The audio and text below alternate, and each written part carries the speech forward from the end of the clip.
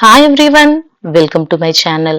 ఈరోజు సెషన్లో మనం మెండింగ్ వాల్ అనే పోయం గురించి డిస్కస్ చేద్దాం. ఇది వచ్చేసి degree Osmania university first year second sem కి సంబంధించినటువంటి 7th యూనిట్ లోని పోయం ఇది. ఓకే, సో ఈ మెండింగ్ వాల్ రాసినటువంటి ఈ పోయం ని రాసినటువంటి పోయట్ వచ్చేసి రాబర్ట్ ఫ్రాస్ట్. సో వాల్ అంటే గోడ, మెండింగ్ వాల్ అంటే ఏంటి? ఒక పాడైపోయిన గోడని మనం మళ్ళీ రిపేర్ చేసి బాగు చేయడమే మెండింగ్ వాల్. సో ఎందుకు గోడల గురించే ఒక పోయం రాశారు అనేది మనం పోయం గురించి సమ్మరీ చూస్తే క్లియర్ గా అర్థమవుతుంది. సో ఫస్ట్ మనం రాబర్ట్ ఫ్రాస్ట్ అంటే మన పోయట్ గురించి ఒక్కసారి చూసుకుందాం. So if we see about the Robert Frost was an American poet well known for his verses about everyday life in the countryside of new England. So Robert Frost ఒక famous American poet. ఈయన poems లో ఎక్కువగా everyday life గురించే ఉంటుంది. Frost was Born on March 26, 1874 in San Francisco, California and died on January 29, 1963 in Boston, Massachusetts. So ఇది వచ్చేసి ఆయన birth and death కి సంబంధించినటువంటి information. Before becoming a poet, Frost was a farmer. He used to work on his grandfather's farm. So ఆయన poet కంటే ముందు ఒక farmer, ఆయన తన తాతగారి ఫామ్ లో వర్క్ చేస్తూ ఉండేవాడు. When Frost was 20, he sold his first poem, My Butterfly, an elegy to the New York Independent in 1894 for $15. So ఆయన రాసినటువంటి first poem my butterfly and elegy దీన్ని న్యూయార్క్ ఇండిపెండెంట్ వాళ్ళకి 1894 లో $15 కి అమ్మాడంట. అప్పటికి అతనికి ఏజ్ వచ్చేసి 20 years. One of the Frost most famous poem today. అందరికి బాగా తెలిసినటువంటి పోయం ఒకటి ఉంది, అదేంటంటే the road not taken. So ఇది ఆల్రెడీ చాలా మంది వినే ఉంటారు ఈ పోయం గురించి. It was an accidental written by him as a private joke for his friend Edward Thomas. So తన ఫ్రెండ్ ఎడ్వర్డ్ థామస్ కోసం రాసినటువంటి ఒక జోకే ఈ పోయం అంట. During his long career, Frost won many awards and honors for his poetry. So ఇతని career లో ఇతనికి చాలా అవార్డ్స్ ఇంకా ఆనర్స్ అనేవి దక్కాయి. Robert Frost is the only poet to win 4 Pulitzer prizes for his poetic achievements. So poets లో ఈయననే first person అంట 4 Pulitzer prizes అచీవ్ చేయడంలో. He won the awards for New Hampshire, a poem with notes and grace notes, 1924, collected poems written in 1931, a further range written in 1937 and a witness tree written in 1943. So ఇవన్నింటికి కూడా అతనికి awards అనేవి ఈ years లో వచ్చాయి. Mending wall is one of the most well known poems written by Robert Frost. ఆయన రాసిన poems లో mending wall కూడా చాలా పేరు వచ్చిందన్నమాట. It was published in 1914 in the poetry collection North of Boston. So north of Boston అనే collection లోని పోయమే ఈ present poem mending wall. Okay, so ఇది వచ్చేసి రాబర్ట్ ఫ్రాస్ట్ గురించి. ఇంత పెద్దగా ఉందని కాదు, ఇందులోకి మీకు ఎన్ని పాయింట్స్ గుర్తుంటాయో అవి రాయడానికి ట్రై చేయండి. If you see about the theme of the poem, ఒకసారి మనం థీమ్ చూద్దాం. The poem describes the yearly activity of 2 neighbors who repaired the stone wall separating their properties. So ఈ పోయంలో ఇద్దరు పొరుగు అంటే ఇరుగు పొరుగు అంటారు కదా, సో అలాంటి ఇద్దరు నైబర్స్ ప్రతి ఇయర్ చేసే పని అంట. ఏం చేస్తారంటే ప్రతి ఇయర్ కూడా వాళ్ళ హద్దులు ఉంటాయి కదా, అంటే వాళ్ళ ఇంటి గోడలు ఉంటాయి కదా, ఆ వాల్స్ ని రిపేర్ చేయడం పనులు చేస్తూ ఉంటారంట. The simple poem explores deeper ideas about human relationships, traditions and the boundaries people create between themselves. So ఈ పోయంలో, ఈ మెండింగ్ వాల్ పోయంలో మనకి పోయట్ దేని గురించి చెప్పాలనుకుంటున్నారంటే హ్యూమన్ రిలేషన్షిప్స్ అంటే మనుషుల మధ్యలో ఉండే అటువంటి సంబంధాలు, ట్రెడిషన్స్ మన యొక్క సాంప్రదాయాలు, and the boundaries people create between themselves. So మనుషులు తమ మధ్యలో సృష్టించుకునే హద్దులు ఉంటాయి కదా, వాటి గురించి ఇక్కడ చెప్పాలనుకుంటున్నారు. Through the contrasting attitudes of the speaker and his neighbor, Frost presents 2 different ways of thinking. So ఇక్కడ 2 రకాల ఆలోచనల్ని చూపిస్తారు. అంటే ఇది ఒకటి వచ్చేసి మన స్పీకర్ యొక్క ఉద్దేశం గురించి అంటే అతని ప్రాస్పెక్ట్ లో ఉంటుంది, ఇంకొకటి వచ్చేసి వాళ్ళ నైబర్ పక్కింటి వాళ్ళ ఆలోచన విధానం అన్నమాట. One that questions traditions and seeks openness, ఒకటి వచ్చేసి ట్రెడిషన్స్ గురించి దాన్ని ప్రశ్నిస్తూ ఉండడం అయితే, ఇంకొకటి వచ్చేసి values established customs and clear boundaries. So సాంప్రదాయాల్ని గౌరవించే వాళ్ళు, వాటిని నమ్ముతూ పాటించే వాళ్ళు ఒకరైతే, అదెందుకు అని ప్రశ్నించే వాళ్ళు ఇంకొకరు. సో ఇలా రెండు భిన్నమైనటువంటి ఆలోచనలని చూపిస్తున్నారు. చాలా సింపుల్ గా చెప్తాను చూడండి. మనకు ఇంటికి మధ్యలో గోడ అనేది కట్టుకుంటాం కదా. సో అలా ఈ గోడలు అనేవి ఇంటికే కాదు, మనుషుల మధ్యలో అంటే వాళ్ళ బంధాల మధ్యలో కూడా ఉన్నాయి అని చెప్పడమే ఈ పోయం యొక్క మెయిన్ ఉద్దేశం. సమరీలోకి వెళ్దాం. The poem begins with the speaker expressing the idea that something in nature does not like walls. So పోయంలో స్పీకర్ ఏం చెప్తున్నాడు అంటే, మన పోయట్ ఏం చెప్తున్నాడు అంటే, నేచర్ కి ఈ గోడలు, ఈ హద్దులు అంటే అస్సలు ఇష్టం లేదంట. He observes that during winter the frozen ground swells and causes stones from the wall to fall. So ఇది ఆయన ఎప్పుడు అబ్జర్వ్ చేశాడు? నేచర్ కి, ప్రకృతికి గోడలు ఇష్టం లేదని ఆయనకి ఎలా అర్థమైంది అంటే, వింటర్ సీజన్ వచ్చింది, చలికాలం కదా. సో చలికాలంలో అందరూ చలికి గడ్డ కట్టుకుపోతారు. అలా నేల కూడా గడ్డలా కట్టుకుపోయినప్పుడు ఏమవుతుంది? మొత్తం దగ్గరకు వస్తుంది కదా. నేల అంతా దగ్గరకు వచ్చేసరికి అక్కడ ఉన్నటువంటి ఆ గోడల్లో ఉన్నటువంటి రాళ్ళు ఉంటాయి కదా, అవన్నీ కూడా దూరంగా జరగడం, కింద పడిపోవడం లాంటివి జరుగుతాయంట. The natural forces creates gaps in the wall large enough for two people to walk through side by side. So ఇలా నేచర్ వల్ల ఏమవుతుందంటే గ్యాప్ అనేది క్రియేట్ అవుతుంది. వాల్ కి మధ్యలో ఒక గ్యాప్ అనేది క్రియేట్ అవుతుంది. అది ఎంత పెద్దగా ఉంటుందంటే ఇద్దరు కలిసి నడుచుకుంటూ వెళ్ళొచ్చంట పక్కనే. This shows that nature itself seems to oppose the existence of barriers. So ఇలా ప్రకృతికి ఈ బ్యారియర్స్, హద్దులు అనేవి పెట్టడం ఇష్టం ఉండదు అని చెప్తున్నాడు. Apart from natural causes, hunters also damage the wall by chasing rabbits. So ఇటు నేచర్ అనే కాకుండా ఇంకోవైపు హంటర్స్, వేటగాళ్ళు ఏం చేస్తారంటే ఈ ర్యాబిట్స్ ఉంటాయి కదా, వాటిని వేటాడుతూ వాటి కోసం చేస్తున్నప్పుడు గోడల్ని డ్యామేజ్ చేస్తున్నారంట. They pull stones out of the wall to make openings for the rabbits to escape living the wall in poor condition. So వాళ్ళు ఏం చేస్తున్నారంటే ఆ వాల్ కు ఉన్నటువంటి రాళ్ళు ఉంటాయి కదా, వాటిని లాగేస్తున్నారు. అలా లాగడం వల్ల ఆ రాళ్ళ గ్యాప్ లోంచి ఆ కుందేళ్ళు అనేవి ఎస్కేప్ అవుతున్నాయి. సో ఇలా కూడా గోడల్ని వాళ్ళు పాడు చేస్తున్నారు. Every spring the speaker and his neighbour meet to repair the damaged wall. So ఇలా ఈ ప్రకృతి, వేటగాళ్ళు అందరూ గోడల్ని ఏం చేస్తున్నారు?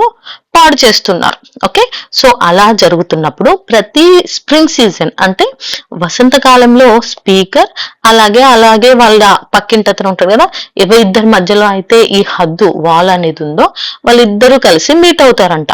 ఎందుకు? ఆ డ్యామేజ్డ్ వాల్ ని రిపేర్ చేయడానికి ప్రతి ఇయర్ వాళ్ళు కలుసుకుంటారు. This has become a yearly tradition between them. ఇది ప్రతి ఇయర్ కామన్ గా, ప్రతి ఇయర్ కూడా ఈ స్ప్రింగ్ సీజన్ రాగానే ఇద్దరు కలిసి గోడని రిపేర్ చేసుకుంటారు. The two men walk along the wall each staying on his own side. So ఇద్దరు కూడా, ఈ గోడ ఉందనుకోండి, ఎవరి సైడ్ వాళ్ళే ఉంటారంట. సో ఎవరి సైడ్ వాళ్ళే ఉండి గోడని సెట్ చేస్తూ ఉంటారు. As they move along the pickup the fallen stones and place them back on the wall. So అలా గోడ పక్కన నడుస్తూ, ఎవరి వైపు వాళ్ళే నడుస్తూ కింద పడిపోయిన రాళ్ళని తీసి సెట్ చేస్తూ ఉంటారు. The stones are irregular and round, so balancing them on the top of each other is not easy. So ఆ రాళ్ళు ఎలా ఉంటాయి? సమానంగా ఉండవు కదా, రాళ్ళు కదా ఇవి. సో ఇర్రెగ్యులర్ గా, రౌండ్ గా ఉండటం వల్ల ఒకదాని మీద ఒకటి పెట్టి బ్యాలెన్స్ చేయడం చాలా కష్టం అవుతుంది. The speaker jokingly says that they must use a kind of spell to make the stones stay in place. So ఇలా పెడుతున్నప్పుడు అవి ఆగకుండా కింద పడిపోతూ ఉంటే ఈ మన స్పీకర్ జోక్ గా ఆ పక్కింటి అతనితో ఏమంటాడంటే, అయ్యో ఈ రాళ్ళు ఆగట్లేదు, మనం వీటికి ఏదైనా మంత్రం చేయాలేమో అని జోక్ చేస్తాడంట. while working. The speaker reflects on the purpose of the wall. So అలా ఇద్దరు కలిసి వర్క్ చేసుకుంటూ ఉన్నారు, అంటే ఆ రోడ్ ని గోడని వాల్ ని సెట్ చేస్తూ ఉన్నప్పుడు స్పీకర్ అడుగుతాడనమాట, అంటే అంటూ ఉంటాడు, అసలు ఈ గోడ అవసరమా? He questions whether it is really necessary. నిజంగా ఇది మనకు అవసరం అంటారా గోడ అనేసి అతనే గట్టిగా అంటూ ఉంటాడు వినబడేలాగా. He has an apple orchard while his neighbor grows pine trees. Apple trees cannot cross over and eat the pine cones. So there is no real reason to keep them separated. So మన speaker పెరట్లో ఏమున్నాయంటే Apple చెట్లు ఉన్నాయి, వాళ్ళ neighbour చెట్లు pine trees ఉన్నాయి. Actual గా పైన వెళ్ళి పైన్ కానీ యాపిల్ చెట్లలోకి రాదు, యాపిల్ పైన్ చెట్లలోకి వెళ్ళదు. సో ఒకదాని వల్ల ఒకటి ఎలాంటి ఇబ్బంది అనేది లేదు. సో అలాంటప్పుడు ఇద్దరి మధ్యలో, అంటే రెండిండ్లకి మధ్యలో ఈ సపరేషన్ అనేది అవసరమా అనేసి అతను అడుగుతాడు. Because of this the speaker feels that the wall is unnecessary.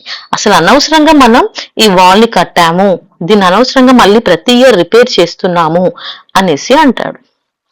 He wonders aloud why they need to repair it every year when there is no animals to keep in or out. మళ్ళీ అతనికి ఇంకొక ఆలోచన వస్తుంది, అవును అసలు మనకి animals కూడా లేవు, పోనీ ఏమైనా జంతువులు లోపలికి వస్తున్నాయా, లేదంటే లోపల ఉన్న జంతువు బయటికి పోవాలా, ఇలాంటి ఇబ్బంది ఏది లేనప్పుడు దీన్ని మళ్ళీ రిపేర్ చేయడం ఎందుకు అనేసి అంటాడు. He suggests that before building a wall, people should ask what they are willing in and what they are willing out. So అతను ఏమంటాడంటే ఒక బిల్డింగ్ కి ఒక వాల్ చుట్టూ వాల్ కట్టేటప్పుడు లోపల ఏముండాలి, లోపలికి ఏం రావద్దు అనేది ముందే ఆలోచించుకొని తర్వాతే వాల్ కట్టాలి. అసలు ఇక్కడ మనకి ఏది అవసరం లేదు, మనకు అనవసరంగా వాల్ కట్టారు అనేసి అతని feeling. He believes that people should think carefully before creating barriers between themselves and others. So అతని దృష్టిలో ఈ బ్యారియర్స్, గోడలు అనేవి వాళ్ళ మధ్యలోనే కాదు, వేరే వాళ్ళకి తమకి మధ్యలో కూడా క్రియేట్ చేస్తున్నారు. సో వీటిని ఉంచడం అంత నెసెసరీ కాదు అని అంటాడు. However, the neighbor has a very different attitude. కానీ ఆ పక్కింటతని యొక్క ఆలోచన విధానం వేరే ఉంటుంది. He strongly believes in maintaining the wall because it is a tradition passed down from earlier generation. అతను మాత్రం ఏమంటాడంటే ఖచ్చితంగా ఈ వాల్స్ అనేవి ఉండాలి, అవి ఉండడం అనేది మనకు సాంప్రదాయంగా జనరేషన్స్ నుంచి వస్తుంది కాబట్టి మనం కూడా వాటిని కంటిన్యూ చేయాలి అనేసి పక్కింటతను అంటాడు. He repeatedly says the famous line, good fences make good neighbors. So అతను మళ్ళీ ఒకటే స్టేట్మెంట్ చెప్తూ ఉంటాడు, ఒక సేయింగ్ అనమాట, మంచి హద్దులు ఉంటే మన పొరుగింటి వాళ్ళతో కూడా మనకు మంచి సంబంధాలు అంటాయి అని ఇంగ్లీష్ లో ఇదొక సేయింగ్ అనమాట. This statement reflects his belief that clear boundaries help people maintain good relationship. So ఎప్పుడైతే ఎవరి హద్దులో వాళ్ళు కరెక్ట్ గా ఉంటారో అప్పుడు ఇద్దరి మధ్యలో కూడా రిలేషన్షిప్ అనేది బాగుంటుంది, అంటే ఎలాంటి గొడవలు ఉండవు అనేది అతని opinion. According to him walls prevent misunderstandings and conflicts between neighbours. So walls ఉండడం వల్ల ఇద్దరి మధ్యలో, ఇద్దరు వ్యక్తుల్లో కానీ రెండు ఫ్యామిలీస్ కానీ ఇద్దరి మధ్యలో ఎలాంటి గొడవలు అనేవి, మిస్అండర్స్టాండింగ్స్ అనేవి ఉండవు. ఇది వచ్చేసి వాళ్ళ నైబర్ యొక్క ఉద్దేశం. అదే మన స్పీకర్ ఏమనుకుంటున్నాడు, అసలు వాల్సే అవసరం లేదు అని అతను అనుకుంటాడు. The speaker does not fully agree with his neighbor's viewpoint. So ఇలా చెప్పిన దాన్ని స్పీకర్ అగ్రీ చేయడనమాట. He feels that the neighbor accepts the old saying without questioning its meaning. So ఈ నైబర్ పాతకాలం నాటి మాటల్ని యాక్సెప్ట్ చేస్తున్నాడు బ్లైండ్ గా, అసలు ఎందుకు ఏంటి అని క్వశ్చన్ చేయట్లే. The speaker even compares his neighbor to someone living in the past, describing him as an old stone age man. So అతన్ని ఒక పాత కాలం నాటి రాతి యుగం మనిషితో కంపేర్ చేస్తాడు. This comparison suggests that the neighbor blindly follows traditions without thinking about whether they are still useful in modern times. అంటే present ఉన్న ఈ మోడర్న్ జనరేషన్ కి అవి అవసరమా లేదా అని ఆలోచించకుండా అతను బ్లైండ్ గా ట్రెడిషన్స్ ని ఫాలో అవుతున్నాడు అనేసి అనుకుంటాడు మన speaker. Although the speaker questions the need for the wall, he still participates in repairing it every year. Though అంటే అతనికి వాల్ కట్టడం అవసరమా అంటాడు, కానీ ప్రతి ఇయర్ రిపేర్ చేయడానికి మాత్రం పార్టిసిపేట్ చేస్తాడు. This shows that he respects the tradition to some extents and values the relationship with his neighbour. So దీన్ని బట్టి అతను కూడా గౌరవిస్తాడు, అంటే వేరే వాళ్ళ యొక్క ఆలోచనల్ని ఆ వాల్యూ ఇవ్వడం, రెస్పెక్ట్ ఇవ్వడం ట్రెడిషన్ కి లాంటివి కూడా అతనిలో ఉన్నాయి. At the same time, the activity of repairing the wall gives him an opportunity to reflect on human behavior and the way people create unnecessary divisions. So ఇలాంటి టైంలోనే అతనికి ఈ ఆలోచనలు అనేవి కూడా వస్తాయి. కాబట్టి అతనికి మనుషుల యొక్క బిహేవియర్, వాళ్ళ యొక్క ఆలోచన విధానాలు, వాళ్ళ బిహేవియర్ ఎలా ఉంటుంది, అనవసరంగా ఎలాంటి డివిజన్స్ చేస్తున్నారు అనే దాన్ని కూడా అతను అర్థం చేసుకుంటాడు. The poem ends with the neighbor once again repeating the line, good fences make good neighbors. So poem చివరిగా good fences make good neighbors అనే poem యొక్క ఈ సెంటెన్స్ తోని ఎండ్ అవుతుంది. Despite the speaker's questioning and playful arguments, the neighbor remained firm in his belief. So మన speaker వచ్చేసి కొంచెం ప్రశ్నిస్తూ ఉండే టైప్, కొంచెం ప్లేఫుల్ ఆకతాయిగా ఉండే టైప్, కానీ నైబర్ మాత్రం స్ట్రాంగ్ గా నమ్ముతూ ఉంటాడు ఈ నమ్మకాలని. This ending shows that some people prefer to follow traditional ideas without questioning them. So దీన్ని బట్టి ఏమర్థమవుతుంది, ఎలాంటి క్వశ్చనింగ్ లేకుండా ట్రెడిషన్స్ ని నమ్మే వాళ్ళు ఉంటారు అనేది మనం ఇక్కడ చూడొచ్చు. Conclusion. Mending wall is not just about two men repairing a wall. It is a deeper reflection on human relationship and social boundaries. ఇక్కడ ఇద్దరు వాల్ ని రిపేర్ చేయడం గురించి కాదు, ఇక్కడ ఏం అర్థమవుతుంది, human relationship and social boundaries అంటే ఇది మనుషుల సంబంధాలు మరియు సామాజిక హద్దుల గురించి చాలా క్లియర్ గా చెప్తుంది. Nature plays an important symbolic role in the poem. ఇందులో ప్రకృతి అనేది చాలా ఇంపార్టెంట్ రోల్ ని ప్లే చేస్తుంది. Throughout the poem nature forces seem to break down the wall, suggesting that barriers between people are unnatural. So ఈ nature కూడా ఏం చేస్తుందంటే ఈ గోడని బ్రేక్ చేస్తుంది. అంటే ఇక్కడ అర్థం ఏంటి అంటే మనుషుల మధ్యలో ఉన్నటువంటి ఈ దూరాలు కానీ హద్దులు కానీ అవి వాళ్ళకు వాళ్ళు క్రియేట్ చేసుకున్నారు, అవి న్యాచురల్ గా వచ్చినాయి కాదు. ఎలా మనమైతే గోడలు కడుతున్నామో అలాగే పీపుల్ కూడా ఒకరి మధ్యలో ఒకరు బ్యారియర్స్ ని పెట్టుకుంటున్నారు, అంటే హద్దులు అనేవి పెట్టుకుంటున్నారు. సో అవి బ్రేక్ చేయాలి అని చెప్తున్నారు. Frost implies that nature prefers openness and connection rather than separation. So మనం ఓపెన్ గా ఉండాలి, ఒకరికొకరం కనెక్ట్ అయి ఉండాలి, అంతేకాని విడివిడిగా సపరేషన్ గా ఉండొద్దు అనేసి చెప్తున్నారు. The falling stones and gaps in the wall symbolizes the nature tendency for boundaries to break down over time. So మనుషుల మధ్య అనవసరమైనటువంటి గోడల కంటే పరస్పర అవగాహన మరియు స్నేహం ముఖ్యమైనవి అనే విషయంతోని ఈ పోయం అనేది ఎండ్ అవుతుంది. ఓకే, సో మనుషుల మధ్యలో ఉండే బౌండరీస్ అంటే ఇద్దరు మనుషుల మధ్యలో ఉండే హద్దులు ఎలా మనం క్రియేట్ చేసుకుంటున్నామో, మనిషి ఇంటికి మధ్యలో ప్లేస్ కి మధ్యలో కూడా గోడలు కట్టుకొని అలా సపరేట్ గా ఉంటున్నారు అని చెప్తున్నారు. ఓకే, సో ఇది వచ్చేసి ఆన్సర్ యొక్క సమరీ. మనం మళ్ళీ నెక్స్ట్ ప్రోజ్ ఆన్సర్ తో కలుద్దాం. Until then, watch my videos. Thank you for watching. Bye bye.